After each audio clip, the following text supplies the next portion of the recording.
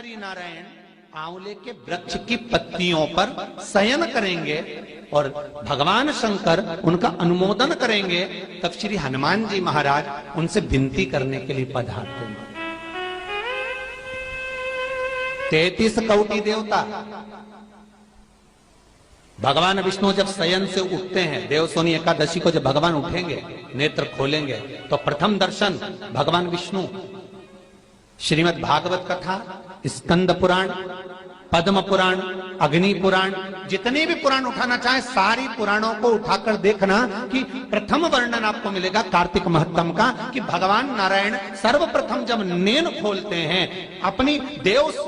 सोनी एकादशी से सोकर देव उठनी एकादशी पर जब उठते हैं, तो भगवान नेत्र खोलकर सबसे पहले किसका दर्शन करते हैं? किसका दर्शन?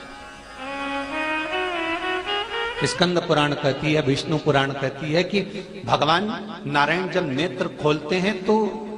खुद की अर्धांगिनी लक्ष्मी भी नहीं, महाराज ब्रह्मा आदिक देवता सब खड़े, पर भगवान नेत्र नहीं खोलते। कब तक? जब भगवान शंकर अपने ही मुख से भगवान श्री हरि का गुणगान नहीं गाते, डमरू का नाद नहीं। आंवला नवमी का आप लोग साधना करते होंगे। जब कार्तिक के महीने में आंवला नवमी का व्रत आता है, तो जो उपास नहीं भी रखते हो, जो पूजन नहीं भी करते हो, उनसे मेरा निवेदन है कि स्कंद पुराण में कार्तिकेय के पावन चरित्र में, स्कंद पुराण में स्पष्ट किया गया, और कल्याण का कार्तिक खंड पढ़िएगा, कभी योग लगे तो गीता प्रेस गोरखपुर का कार्तिक खंड पढ़िए। आप पढ़ेंगे तो उसमें मिलेगा आपको कि आंवला नवमी के दिन आंवले के पेड़ के नीचे घी का दिया लगाकर मध्याह्न से पहले, दोपहर के 12 बजे से पहले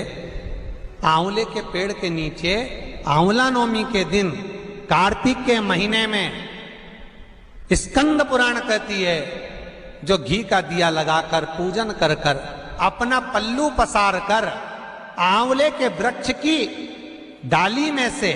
उस पे लगी हुई थोड़ी सी छाल को अपनी अंगूठे और चीटी उंगली से अपने पल्लू में गिराकर ले जाकर लाल कपड़े में हल्दी के साथ अपनी तिजोरी में, अलमारी में रख लेता है। उसके घर में कभी बरकत की कमी नहीं होती, उसके घर में कभी संपदा की कमी नहीं होती, उसके घर में धन, वैभव, सत्ता बढ़ती है, बढ़ती है।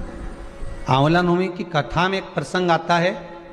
आंवला नवमी का पूजन आपको करना आता है, व्रत करने वाली माताएं व्रत करती है, आंवले के पेड़ के नीचे जाकर पूजन करना, भोजन करना, आंवले का वृक्ष की छाया में बैठना, उस दिन किसी को अपशब्द ना कहना, आंवले की पूजन कर कर अपनी झोली को पसार कर चीटी उंगली और अंगूठे से आंवले की छाल को थोड़ा सा पल्लू में गिरा लेना, उस छाल को ले जाकर अपनी बरकत में, अपनी अलमारी में, अपनी तिजोरी में रख देना। यह आंवला नवमी की पूजन का विधान है, संपदा के। एक बहुत अच्छा समय रात्रि के 9:15 का एक समय होता है, जिस व्यक्ति का रोग, बीमारी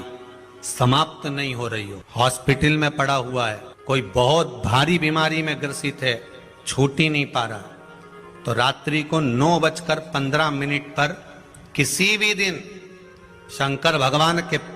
शिवलिंग का, जो तुम्हारे घर में शंकर जी विराजमान हो उसका, या शंकर जी के मंदिर में जाकर शंकर जी का थोड़ा सा जल, उसमें थोड़ा सा आंवला पड़ा हुआ, मतलब आंवले के पानी से शंकर का अभिषेक पूजन कर लीजिए। उसका नाम लेकर कर लो जो रोग से ग्रसित हो। 1 दिन, 2 दिन, 3 दिन करोगे, वह हॉस्पिटल से छुट्टी करके आ जाएगा, उसका रोग समाप्त हो। आंवले के वृक्ष के नीचे